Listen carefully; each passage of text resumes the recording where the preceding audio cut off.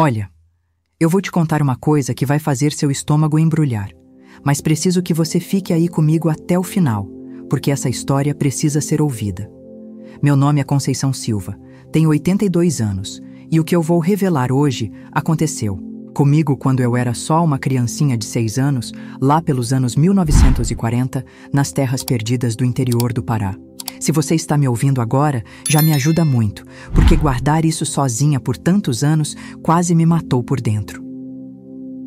Eu nasci numa fazenda que mais parecia um campo de concentração disfarçado de propriedade rural. O dono, Major Sebastião Moreira, era um homem que fazia o diabo parecer anjo. Meus pais, João e Benedita, eram peões que viviam numa espécie de escravidão moderna, trabalhando de sol a sol sem receber um centavo, só ganhando um barraco de chão batido e comida estragada. Mas o que eles não sabiam é que tinham assinado um contrato com o próprio demônio quando colocaram os pés naquela terra maldita.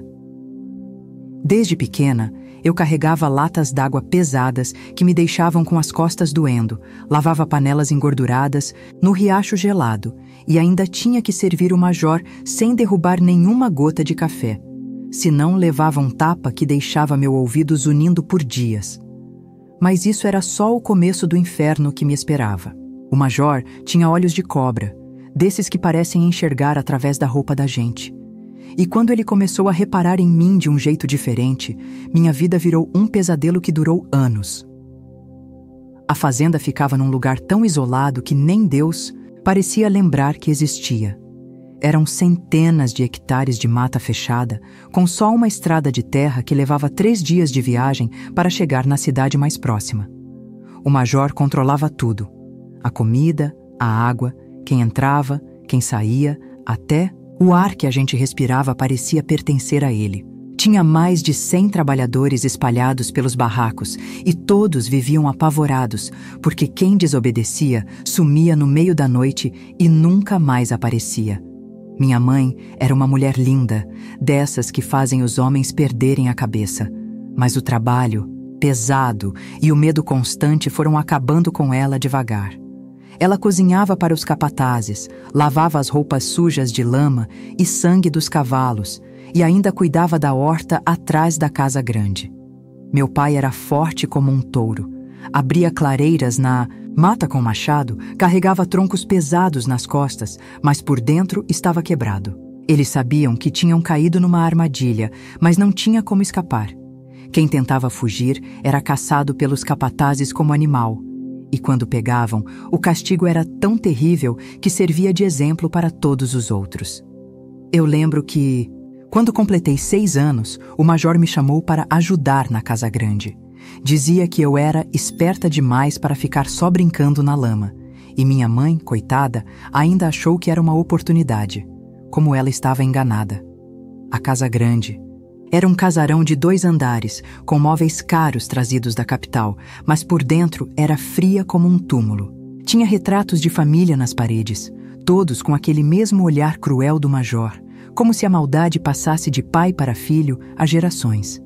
O primeiro trabalho que me deram foi polir os móveis da sala. O major ficava me observando trabalhar e sempre arrumava uma desculpa para tocar na minha mão, alisar meu cabelo ou ajudar a alcançar os lugares altos. A princípio, parecia só gentileza, mas uma criança sente quando tem algo errado no ar, mesmo sem entender o quê. O toque dele era diferente, demorava mais do que precisava, e os olhos dele brilhavam de um jeito que me dava arrepios. Tinha um capataz chamado Zé Pequeno, homem baixinho, mas cruel como uma víbora, que vivia grudado no major feito carrapato. Ele era os olhos e ouvidos do patrão em todos os cantos da fazenda. E quando o major começou a me treinar para os serviços da casa, o Zé Pequeno sempre aparecia para vigiar a porta, garantindo que ninguém atrapalhasse as lições particulares que eu recebia. As outras mulheres da fazenda já sabiam o que estava acontecendo, mas fingiam que não viam nada. Era a lei do silêncio, porque quem abria a boca para reclamar do major ia parar no tronco, amarrado feito animal, levando chibatadas, até a pele sair em tiras. Eu via homens adultos chorando feito criança depois de uma sessão de castigo, e sabia que se meus pais tentassem me defender, iam acabar mortos. O major começou devagar, como todos os predadores fazem. Primeiro eram só elogios. Que menina! Bonita. Vai ser uma mulher muito especial. Precisa aprender as coisas da vida desde cedo. Depois vieram os toques acidentais, a mão que escorregava quando ele me ensinava a arrumar os papéis da mesa, o abraço que durava tempo demais quando eu levava o café da tarde. Minha mãe começou a perceber que algo estava errado quando eu voltava do serviço na casa grande sempre quieta, com o olhar perdido. Ela me perguntava se estava tudo bem, e eu mentia, porque sabia instintivamente que a verdade ia trazer desgraça para toda a família. Era uma criança protegendo os adultos quando deveria ser o contrário. A fazenda tinha suas próprias leis, e a principal era que o major sempre estava certo, sempre tinha razão, sempre merecia obediência total. Ele se considerava um deus naquelas terras, decidindo quem vivia, quem morria, quem comia, quem passava fome. E agora ele tinha decidido que eu seria sua próxima diversão. Se você chegou até aqui comigo, já me fez um favor enorme, porque essa história precisa ser contada. Tem uma força estranha em dividir o peso que carrego há tantos anos. Se você está sentindo que essa história mexe com algo dentro de você, deixa um comentário me contando o que você acha que uma criança de 6 anos sente quando percebe que virou alvo de um monstro. Como você acha que é viver sabendo que não tem para onde correr, que não tem quem te proteja? Quero saber sua opinião, porque talvez você tenha passado por algo parecido ou conhece alguém que passou. Sua história também importa. E se você se inscrever no canal, vamos construir uma comunidade onde essas verdades podem ser ditas sem medo. Mas o que eu vou contar agora vai ser ainda mais pesado, porque foi quando o major decidiu que era hora de parar de fingir gentileza e mostrar quem ele realmente era. Prepare seu coração, porque a partir de agora, a criancinha inocente que eu era começou a morrer um pedacinho de cada vez. Ai, minha filha, se até aqui já estava pesado, agora é que a coisa vai ficar braba mesmo.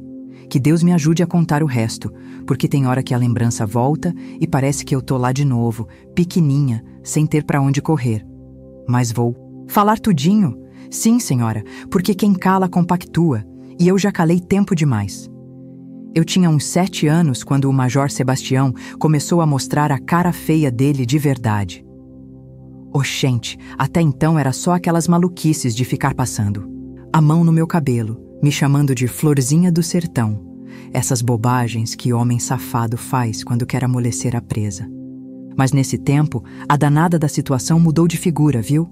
Ele começou a me chamar para o escritório dele, uma sala escura cheia de livro empoeirado e um cheiro enjoativo de cachaça misturado com charuto que dava ânsia só de sentir. Venha.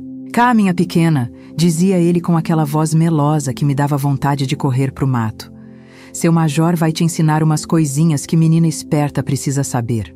E pronto, já mandava o Zé Pequeno trancar a porta e ficar de vigia, como se eu fosse algum tesouro que precisava ser guardado. Tesouro, minha filha. Era mais para prisioneira mesmo. Nessas alturas, minha mãe Benedita já andava com o semblante amarelo de preocupação. A pobrezinha tinha perdido o sono, vivia rezando baixinho, passando as contas do terço entre os dedos calejados. Ela sabia, no fundo da alma dela, que alguma desgraça estava se armando, mas que é que podia fazer? Enfrentar o major era assinar a sentença de morte da família toda. Meu pai João, coitado, começou a beber mais cachaça que o normal. Ele, que sempre foi homem trabalhador, direito, começou a chegar cambaleando nos barracos depois do serviço. Uma vez eu ouvi ele chorando na rede, soluçando baixinho igual criança, e minha mãe tentando consolá-lo. Calma, meu homem, Deus não abandona os filhos dele. Mas parecia que Deus tinha esquecido de nós naquele fim de mundo. O major foi escalando, as maluquices dele aos pouquinhos, que nem cobra que vai apertando a presa devagar. Primeiro, era só me fazer sentar no colo dele enquanto ele me ensinava as letras do alfabeto. As mãos grossas dele ficavam pesadas nos meus ombros, e ele respirava, no meu pescoço de um jeito que me dava calafrio. Que cabelo sedoso você tem, menina, murmurava, passando os dedos pelos meus cachos. Vai ser uma moça muito formosa. Depois veio a história de me ensinar a servir direito um homem importante.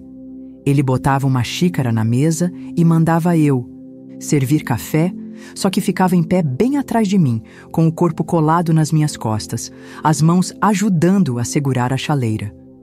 Assim mesmo, devagar, que a mão não treme, sussurrava, mas a mão que tremia era a dele mesmo, de tanta safadeza que estava pensando. O pior era que ele fazia questão de chamar minha mãe para assistir esses teatrinhos nojentos. Olhe só, Benedita, como sua filha é prendada. Vai ser uma moça muito útil aqui na casa grande. E minha mãe, coitada, só conseguia fazer que sim com a cabeça, os olhos já marejados de desespero, porque sabia muito bem onde aquilo ia dar. Foi numa tarde quente dessas, que nem hoje o calor tá de matar, que o major decidiu dar o próximo passo da maldade dele. Me chamou pro quarto dele, uma suíte enorme no segundo andar da casa grande, com uma cama de madeira trabalhada que rangia só de olhar. Hoje você vai aprender a arrumar o quarto de um patrão, disse, fechando a porta devagar. O quarto cheirava a mofo e perfume caro, uma mistura enjoativa que grudava na garganta. Tinha uma penteadeira com espelhos grandes onde eu me via multiplicada, pequenininha no meio daquele ambiente pesado. O major mandou eu dobrar os lençóis da cama, mas ficou do meu lado, orientando cada movimento. A cama é lugar sagrado. Menina, falava, a voz já meio rouca. É onde o homem descansa das batalhas da vida, onde ele recebe o carinho que merece. E foi aí que as mãos dele começaram a vagar mais ousadas, apertando minha cintura, descendo pelas minhas costas. Eu enrijecei toda, virando uma tábua, porque não sabia nem o que estava acontecendo direito, mas o instinto já gritava que era errado. Relaxa, Florzinha, murmurava ele, a respiração pesada no meu ouvido. Seu major só quer te ensinar as coisas da vida. Toda mulher precisa saber agradar um homem de bem. Agradar, oxente, como se aquilo fosse favor que eu tivesse que fazer. Nesse dia ele não passou disso, mas eu sabia que era questão de tempo. Voltei pro barraco toda trêmula, e minha mãe, uma olhada em mim, já entendeu tudo. Não precisou de palavra. Ela me puxou para dentro, me abraçou apertado e chorou. Chorou que nem chuva de inverno. Minha menina, repetia, balançando para lá e para cá. Que é que eu faço, meu Deus? Que é que eu faço? A partir daquele dia, a casa toda mudou de clima. Parecia que uma nuvem preta tinha baixado em cima dos barracos. As outras mulheres olhavam para mim com pena misturada com medo, porque sabiam que se dissessem alguma coisa, iam ser as próximas a sofrer. O silêncio virou regra de ouro, e quem quebrava essa regra pagava caro. Meu pai começou a evitar meus olhos. Quando chegava do trabalho, sujo de terra e suor, ele olhava para qualquer canto, menos para mim. A vergonha comia o peito dele por dentro, porque sabia muito bem o que estava rolando e não tinha coragem nem força para enfrentar. O major tinha domado ele como doma cavalo selvagem, na base do chicote e da humilhação. O Zé Pequeno, aquele capeta miúdo, andava mais ousado que nunca. Quando me via passando pelos corredores da casa grande, dava aquela risadinha cebosa e falava: "Ô menina de sorte, o patrão tá te dando uma educação que muita gente por aí não tem."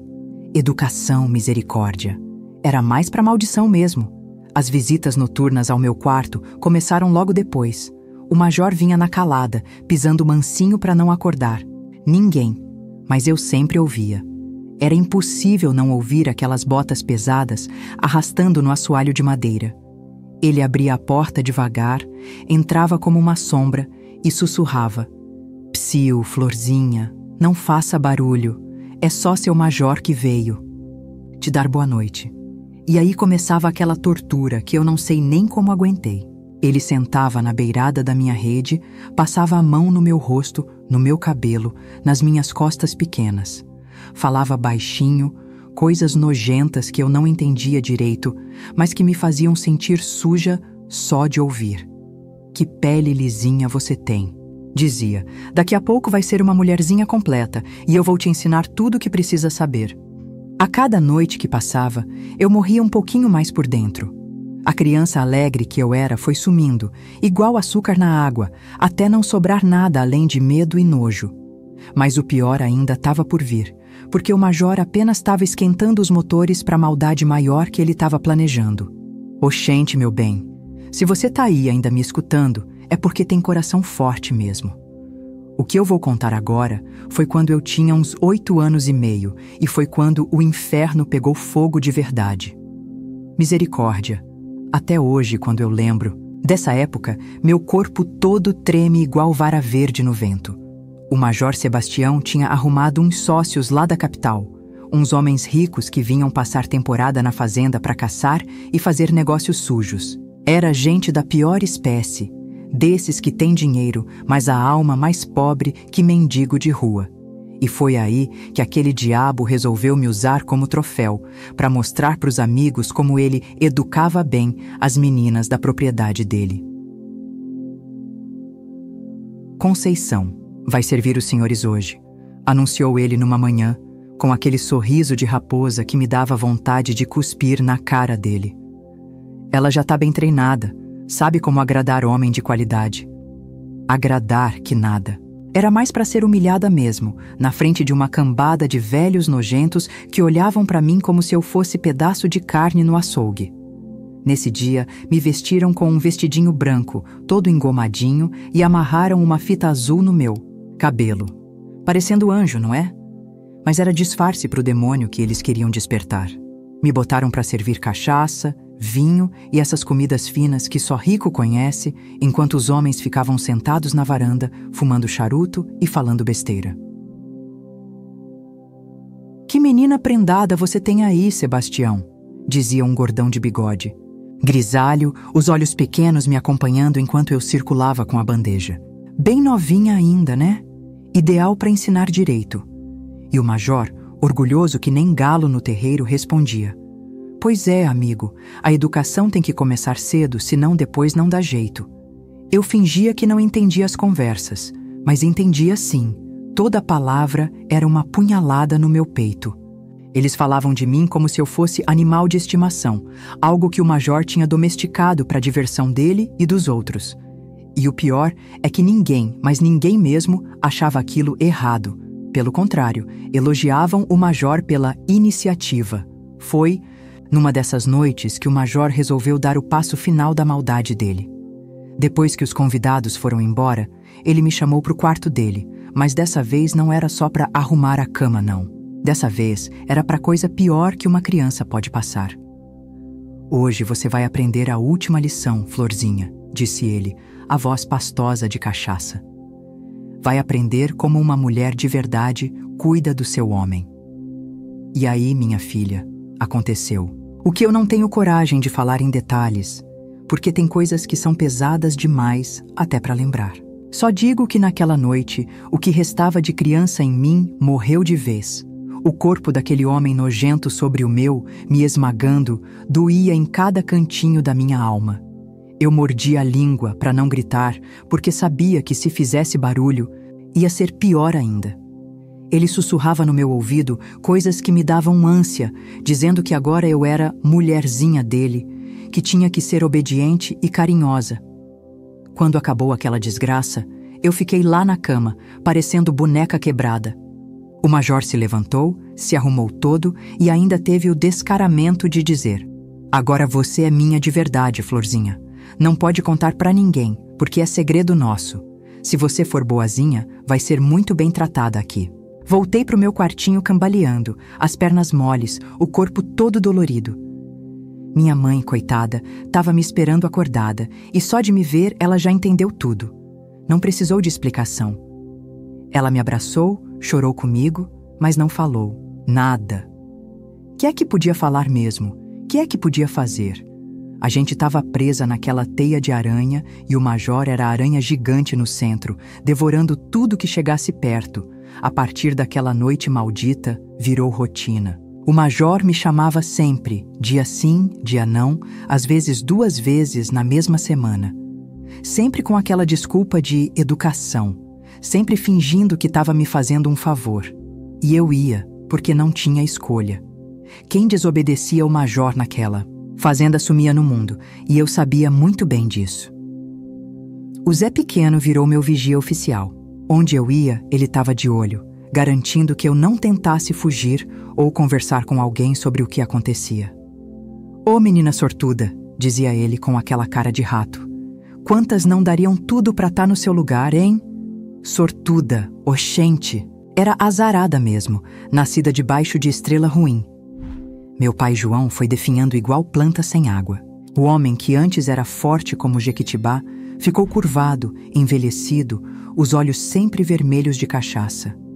Ele sabia o que estava acontecendo comigo, mas fingir que não sabia era a única forma de conseguir dormir à noite.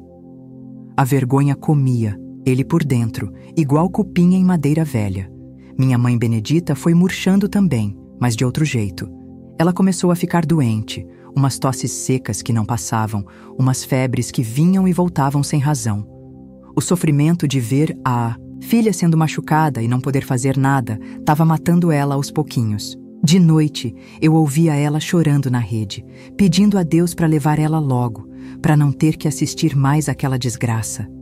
"Meu Deus do céu", sussurrava ela nas orações. "Por que é que o Senhor não olha por nós? Por que é que deixa uma criança inocente passar por isso?" Mas parecia que Deus estava surdo, ou então tinha outros afazeres mais importantes, porque nossa situação só piorava.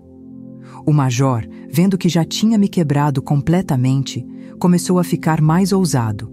Agora ele me chamava até durante o dia, na frente dos outros empregados, e ninguém estranhava mais. Virou normal, igual chuva no inverno ou sol no verão. "Conceição, venha ajudar seu major aqui no escritório", dizia ele alto e bom som. E todo mundo sabia o que significava essa ajuda. As outras mulheres da fazenda me olhavam com pena, mas também com um certo alívio, porque enquanto o major estava concentrado em mim, elas ficavam em paz. Era cruel, mas era a realidade. Cada uma cuidava da própria pele, porque não tinha como salvar ninguém naquele lugar amaldiçoado. Eu comecei a ter pesadelos todas as noites. Sonhava que estava correndo pela mata, sendo perseguida por cobras gigantes que tinham a cara do major. Acordava suada, tremendo, e levava horas para conseguir dormir de novo. O medo virou meu companheiro mais fiel, grudou em mim feito sombra no meio-dia. Foi nessa época que eu conheci uma mulher que mudou minha vida para sempre. Chamava-se Raimunda. Era cozinheira velha, que trabalhava na casa grande há mais de 20 anos. Ela tinha visto tanta coisa ruim acontecer naquela fazenda que já nem se impressionava mais com nada. Mas quando ela reparou no meu estado, alguma coisa despertou no coração dela. "Menina", disse ela um dia, me puxando para um canto da cozinha, "você não pode deixar essa situação te matar por dentro. Tem que guardar a raiva, juntar as forças, porque um dia vai precisar usar." Era a primeira vez em muito tempo que alguém falava comigo como se eu fosse gente, não como se fosse propriedade do major. Ai, minha filha, a Raimunda foi que nem anjo da guarda que Deus mandou para mim naquela hora escura. Mulher de uns 60 anos, cabelo todo grisalho amarrado num coque apertado, mãos calejadas de tanto trabalhar, mas o coração mole igual manteiga no sol. Ela tinha perdido 3 filhos ainda pequenos, 2 de febre e um que sumiu no mato quando tentou fugir da fazenda. Por isso ela entendeu minha dor, porque mãe que perdeu filho sabe reconhecer sofrimento de longe. "Ô, criatura", dizia ela baixinho, enquanto mexia o feijão no fogão a lenha, "eu já vi muita desgraça nessa vida, mas o que estão fazendo com você é coisa do tinhoso mesmo." A Raimunda sabia de uns cantos secretos da fazenda, uns túneis antigos que foram feitos na época da escravidão, quando os negros fugitivos se escondiam embaixo da terra. "Um dia você vai precisar saber dessas coisas", sussurrava, fingindo que estava me ensinando a descascar batata. Nessa altura, eu já estava com uns 9 anos e meu corpo começando a mudar, coisa que deixou o major ainda mais interessado. "Tá virando mocinha, florzinha", dizia ele, os olhos brilhando que nem brasa no escuro. "Logo vai estar no ponto perfeito." Que ponto, misericórdia! Como se eu fosse fruta esperando amadurecer para ser devorada. O desgraçado começou a me levar para outros lugares da fazenda. Não ficava mais só no quarto dele, não. Às vezes era no escritório, às vezes numa cabana abandonada lá no meio do pasto, onde ninguém podia ouvir se eu gritasse. E eu aprendi a não gritar, porque da primeira vez que deixei escapar um gemido de dor, ele botou a mão na minha boca com tanta força que quase me sufocou. Menina educada não faz escândalo, rosnou na minha cara, o bafo fedendo a cachaça e tabaco. Se você for boazinha, tudo vai ser mais fácil. Se for danada, vai apanhar até ficar mole. Era sempre assim, ameaça atrás de ameaça, como se o que ele fazia comigo fosse culpa minha. O Zé Pequeno, aquele verme, começou a ficar mais atrevido também. Quando o major não estava por perto, ele vinha com conversinha. Que tal a gente dar uma voltinha lá pelos fundos, menina? Só para conversar. Eu sabia muito bem que conversa não era, e sempre arrumava uma desculpa para escapar. Mas dava para ver nos olhos dele que ele estava só esperando a chance certa para fazer igual o patrão. Minha mãe Benedita foi murchando que nem flor sem água. A tosse foi piorando, o corpo foi definhando, e uma tarde, quando eu voltei da casa grande, encontrei ela caída no chão do barraco, a mão agarrada no peito, os olhos já vidrados. Meu pai estava ajoelhado do lado dela, chorando que nem criança perdida. Ela não aguentou mais, minha filha, soluçou ele. O coração dela estourou de tanta tristeza. Foi aí que eu entendi que minha mãe tinha morrido de desgosto, de ver a filha sendo destruída e não poder fazer nada. O major nem apareceu no enterro dela. Mandou o Zé Pequeno dar os pêsames e pronto, como se a vida da minha mãe não valesse nem uma visita de cortesia. Enterramos ela num cantinho atrás dos barracos, debaixo de uma mangueira velha. Não teve padre, não teve flores, só umas lágrimas e uma cruz de madeira tosca que meu pai fez com as próprias mãos. Descanse em paz, minha santa, murmurei, jogando a primeira punhada de terra na cova. A senhora não vai mais sofrer. Com a morte da minha mãe, a situação ficou ainda pior. Agora não tinha nem ela para tentar me proteger com as orações e os conselhos. Meu pai virou um morto-vivo, só bebia cachaça e olhava para o vazio. Quando o major me chamava, ele nem erguia os olhos, fingia que não via, porque a vergonha ia matando ele aos pedacinhos. Foi aí que a Raimunda resolveu tomar uma atitude. "Menina", disse ela numa madrugada, enquanto preparava o café para a casa grande, "você não pode ficar aqui muito mais tempo. Esse homem vai te matar, igual matou sua mãe." Ela tinha razão. Eu sentia que a cada dia que passava, um pedacinho de mim morria junto. "Mas como é que eu vou sair daqui, Raimunda? Esse lugar é no fim do mundo." Era verdade. A fazenda ficava a 3 dias de viagem da cidade mais próxima, e toda a estrada era controlada pelos capatazes do major. Quem tentava fugir era caçado que nem animal selvagem. "Tem um jeito", sussurrou ela, olhando para os lados para ter certeza que ninguém estava escutando. "Conhece aqueles barqueiros que vêm vender peixe toda a lua cheia? O Josias, aquele de cabelo branco, é primo meu. Ele pode te levar rio abaixo, mas tem que ser na calada da noite." A esperança acendeu no meu peito igual vela no escuro. Pela primeira vez em anos, eu pensei que talvez pudesse existir um jeito de escapar daquele inferno. Mas a Raimunda logo me alertou. "Só que se te pegarem tentando fugir, menina, não vai ser só você que vai pagar. Vão matar seu pai também, e qualquer um que souber do plano." Essa ameaça me gelou o sangue. Por mais que meu pai tivesse me decepcionado, por mais que ele tivesse se acovardado, eu não podia ser responsável pela morte dele. Era um dilema terrível, ficar e continuar sendo torturada ou fugir e condenar meu pai à morte. O major, como se sentisse que algo estava mudando, aumentou a vigilância sobre mim. Agora o Zé Pequeno me acompanhava até no banheiro, sempre com aquele olhinho de rato, sempre pronto para correr contar pro patrão qualquer coisa suspeita. "Tá muito quietinha hoje, menina", dizia ele. "Não tá pensando besteira, né?" As noites com o major foram ficando cada vez mais violentas. Parecia que ele sentia prazer em me ver sofrer, em me humilhar de todas as formas possíveis. "Você é minha florzinha", repetia sempre. "Nasceu para isso, para ser minha bonequinha particular." Bonequinha, minha Nossa Senhora. Era mais para saco de pancada mesmo. Numa dessas noites, depois de uma sessão particularmente brutal, eu fiquei deitada no chão do quarto dele, o corpo todo dolorido, a alma mais machucada ainda. Foi aí que tomei uma decisão. Ia fugir, custasse o que custasse. Não importava se pegassem meu pai, não importava se me matassem no meio do caminho. Qualquer coisa era melhor que continuar vivendo aquela vida de desgraça. A Raimunda percebeu a mudança nos meus olhos. Decidiu foi? Perguntou baixinho, enquanto cortava cebola na cozinha. Eu só balancei a cabeça, e ela suspirou fundo. Então que Deus te acompanhe, criatura. A lua cheia é daqui a 5 dias. O Josias vai estar no porto às 3 da manhã. É a sua única chance. 5 dias. Eu tinha 5 dias para me preparar para a maior aventura da minha vida. Ou ia conseguir a liberdade, ou ia morrer tentando. Mas uma coisa eu sabia. Não ia passar nem mais uma semana sendo brinquedo daquele monstro. A menina assustada que eu era estava virando uma guerreira, e guerreira não foge da luta, por mais difícil que seja. A contagem regressiva começou. 5 dias para juntar coragem, para memorizar o caminho até o porto, para me despedir mentalmente de tudo que eu conhecia. 5 dias para decidir se eu queria continuar vivendo ou se preferia morrer livre. E eu já sabia a resposta. Oxente, minha filha, aqueles 5 dias passaram que nem bala de espingarda, rápidos demais para uma criança que estava se preparando para a maior gambiarra da vida dela.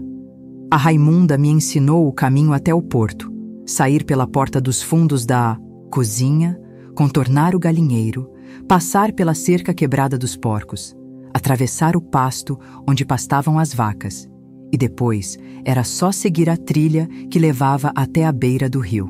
Parecia fácil quando ela explicava, mas eu sabia que na hora do vamos ver, qualquer barulhinho podia me entregar. Escuta bem, menina, sussurrou ela no 4º dia, fingindo que estava me ensinando a peneirar farinha. Quando você ouvir o galo cantar 2 vezes, é sinal que são 3 da manhã. Aí você levanta mansinho, mansinho mesmo, e vai pro rio. O Josias vai estar esperando numa canoa pequena, encostado na pedra grande que tem na margem. Nessa altura, o major estava mais pegajoso que melado quente. Parecia que pressentia alguma coisa no ar, porque não me largava nem 1 minuto.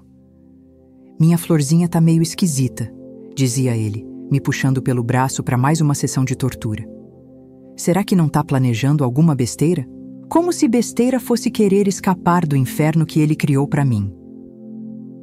O Zé Pequeno, então, aquele capeta miúdo, grudou em mim que nem carrapato em cachorro. Onde eu ia, ele ia atrás, sempre com aquele olhinho desconfiado. Ô menina, falava, ele, cuspindo no chão.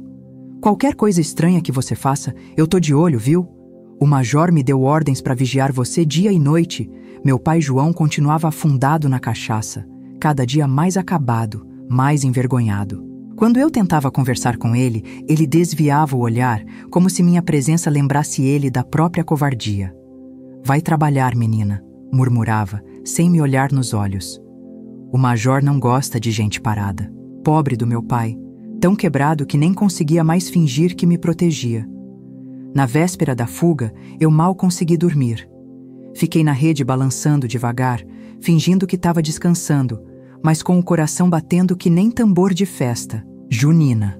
A cada barulho da noite, grilos cantando, coruja piando, vento balançando as folhas, eu sobressaltava, achando que alguém tinha descoberto o meu plano. O major me chamou 3 vezes naquele último dia.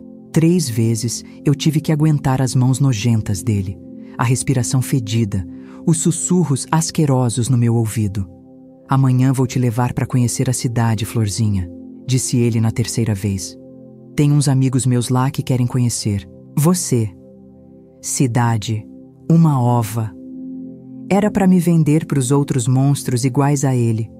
Quando a noite chegou, eu me deitei na rede de roupa e tudo, fingindo que estava cansada demais para me trocar. O Zé Pequeno deu umas voltinhas pelo barraco conferindo se estava tudo normal e depois foi dormir na rede dele, que ficava bem perto da minha. O desgraçado roncava alto, que nem porco na lama. As horas foram se arrastando que nem lesma subindo parede. Eu contava os minutos, prestando atenção em cada som da noite. Quando o primeiro galo cantou, Meu coração deu um pulo. Quando o segundo, Galo respondeu. Eu sabia que era a hora. 3 da manhã, o momento que eu vinha esperando há 5 dias. Levantei da rede devagar, cuidando para não fazer barulho. O Zé Pequeno continuava roncando, graças a Deus. Peguei só uma trouxinha pequena que a Raimunda tinha preparado para mim, com um pedaço de rapadura e umas moedas que ela juntou. Não levei mais nada, porque qualquer peso extra podia atrapalhar na corrida. Saí do barraco pisando nas pontas dos pés, o coração na boca, suando frio de nervoso. A noite estava escura que nem boca de lobo, só a lua minguante dando uma claridade fraquinha. Passei pela cozinha, contornei o galinheiro onde as galinhas dormiam quietinhas e cheguei na cerca dos porcos. Foi aí que ouvi um barulho atrás de mim. Gelei na hora, achando que o Zé Pequeno tinha acordado e me visto fugindo. Fiquei parada que nem estátua, o coração batendo tão forte que achei que ia acordar a fazenda inteira. Mas era só um gato caçando rato, graças a Deus. Atravessei o pasto das vacas correndo agachada, tentando não fazer barulho. As vacas me olharam com aqueles olhos grandes e mansos, mas não fizeram barulho. Era como se entendessem que eu precisava de silêncio para escapar. Chegando na trilha que levava ao rio, comecei a correr de verdade. A trilha era cheia de buraco, raiz de árvore, pedra solta. Tropecei 2 vezes, ralei o joelho, mas não parei. A liberdade estava ali na frente, na beira daquele rio, e eu não ia desistir por causa de uns arranhões. Corri que nem o diabo, com medo de que a qualquer momento ia ouvir os gritos do Zé Pequeno descobrindo minha fuga. Quando cheguei na margem do rio, quase desmaiei de alívio. Lá estava o Josias, primo da Raimunda, sentado numa canoa pequena, fumando um cigarro de palha. Homem de uns 50 anos, cabelo branco, rosto marcado pelo sol e pelo vento. Quando me viu chegando correndo, ele jogou o cigarro na água. "Você é a menina da Raimunda?" perguntou baixinho. Eu só consegui balançar a cabeça, sem fôlego para falar. "Então entra logo, que a coisa vai esquentar por aqui." Pulei dentro da canoa que nem macaco, e ele já começou a remar, se afastando. Da margem, foi aí que ouvi o primeiro grito vindo da fazenda. "A menina sumiu! A menina sumiu!" Era a voz do Zé Pequeno, gritando que nem possesso.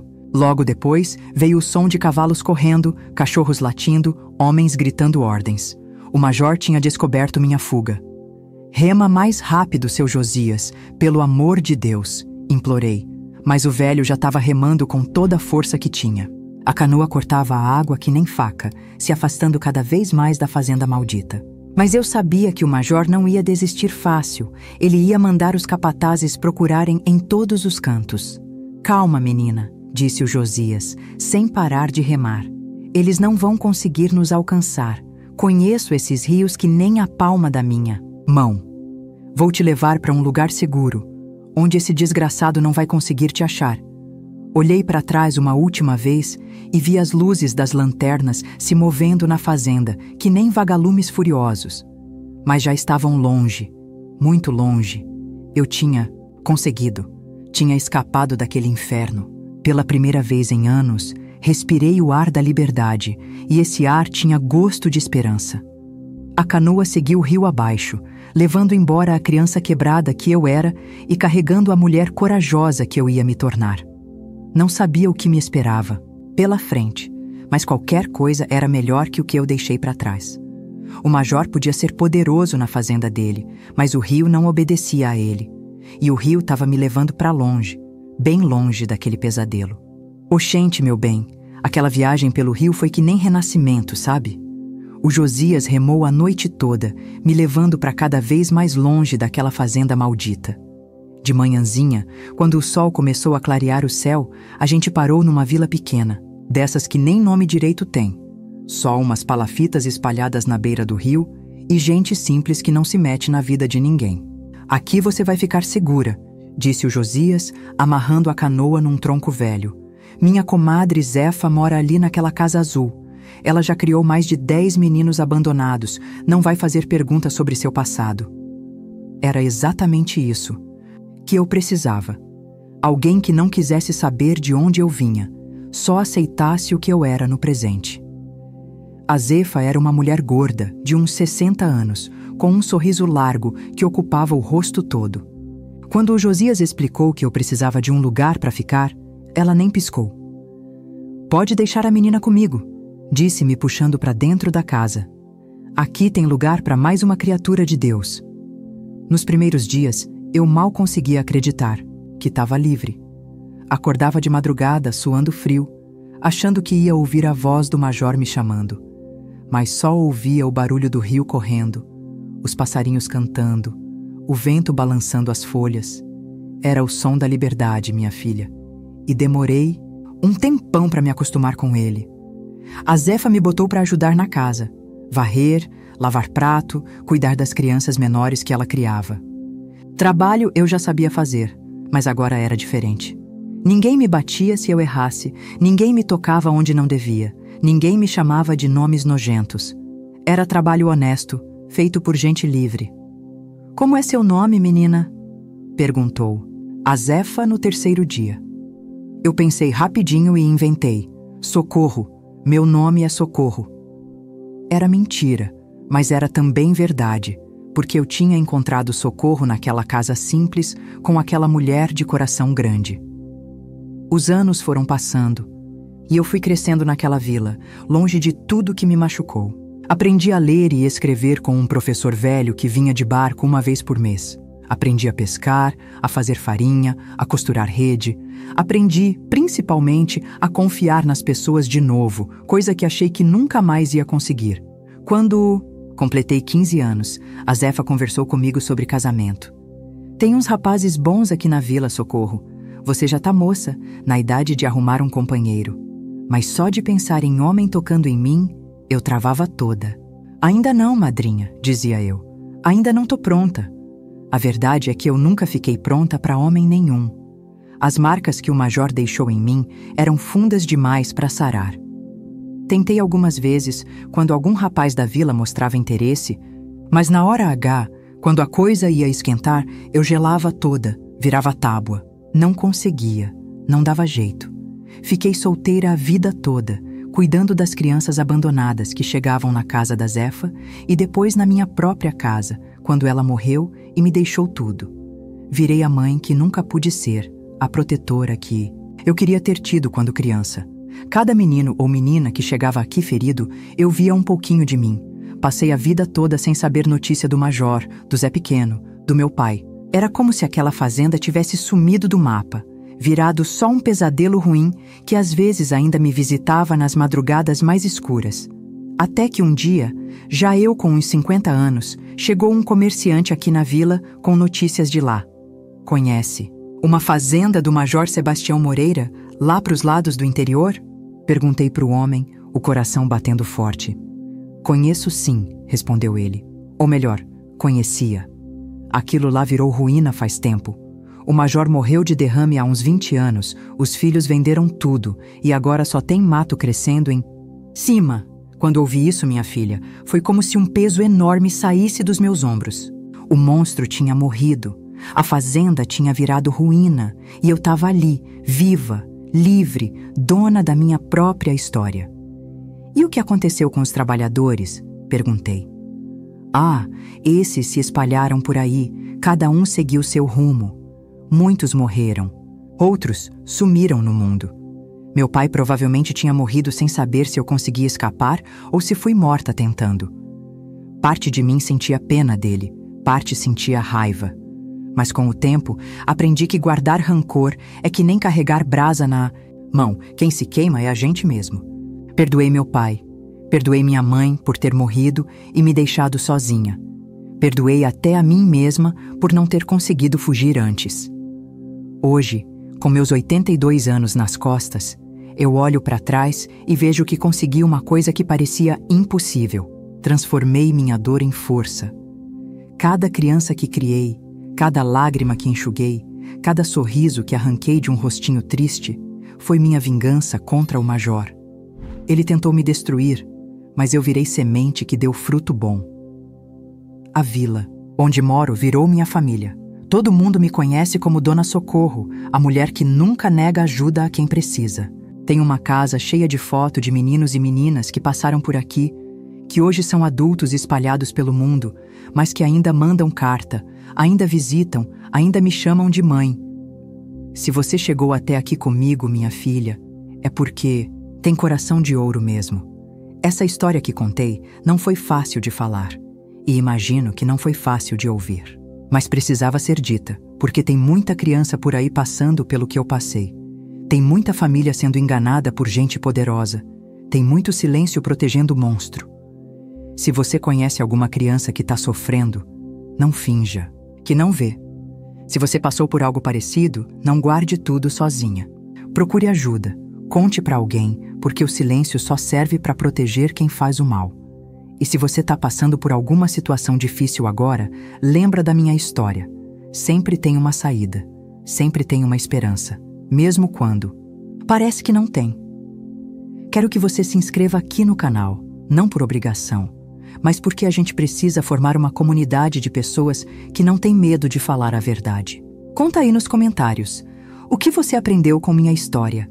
Que sentimento despertou no seu coração? Tem alguma história parecida na sua família, na sua cidade, que você gostaria de dividir com a gente? Vamos usar esse espaço para dar voz a quem nunca teve, para quebrar o silêncio que protege os maus, para mostrar que criança não é propriedade de ninguém, que lugar de criança é brincando, estudando, sendo feliz. Se cada um de nós fizer um pouquinho, a gente muda o mundo, uma história de cada vez. Obrigada por ter ficado comigo até aqui, de coração. Vocês me deram força para falar o que guardei por tantos anos. Agora essa dor não é mais só minha, é nossa, e dividida ela pesa menos. Até a próxima conversa, e que Deus abençoe cada um de vocês.